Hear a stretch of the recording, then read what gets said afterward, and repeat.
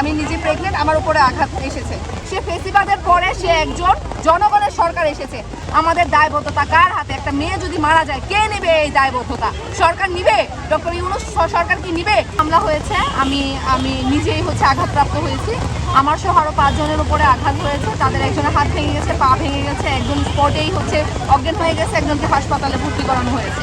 তো আমরা এই সরকারের কাছে অবশ্যই এটা আশা করি না, কারণ আপনারা দেখে থাকবেন আগস্ট মাসে আমরা গত আগস্ট মাসে হ্যাঁ আমি প্রেগনেন্ট, আমি নিজে প্রেগনেন্ট, আমার উপরে আঘাত এসেছে।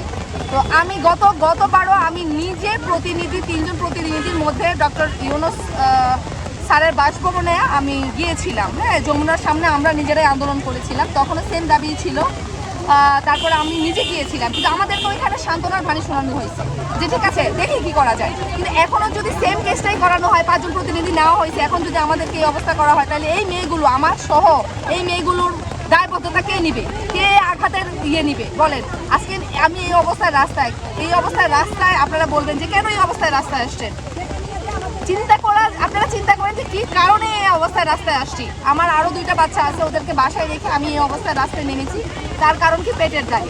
হ্যাঁ, আজকে আমরা 2011 থেকে এই পর্যন্ত গ্রামীণ সুবিধাবঞ্চিত মহিলাদেরকে সেবা দিয়ে আসছি বিনামূল্যে, অথচ আমরা নিজেরাই সুবিধা থেকে বঞ্চিত হচ্ছে। আমরা কিন্তু নারী, আপনি দেখে থাকবেন উপজেলা 492টি উপজেলায় একই যুগে 492টা কর্মকর্তা এবং 2 জন করে সহকারী নিয়োগ আছে, সব মহিলা। তাদেরকে এই অবস্থায় রাস্তায় নামতে হইলো? আজকে 5 দিন ধরে প্রেস ক্লাবের সামনে তারা অন্বেষণ করে আসছে, অথচ সচিবালয় বলেন, মন্ত্রণালয় বলেন, হেড অফিস বলেন, কারো কোনো টনক নেই, এবং কেউ বলেও নি আমাদের দায়িত্ব নেবে। তারা বলছে আমাদের হাতে কিছু করার নেই। আমাদের দায়বদ্ধতা কার হাতে? একটা মেয়ে যদি মারা যায় কে নেবে এই দায়বদ্ধতা? সরকার নিবে? ডক্টর ইউনূস সরকার কি নিবে? সে তো আমাদের সরকার, সে তো আমাদের দুঃখ সুখ সব কিছু দেখবে। সে কিসের সরকার বলেন তো?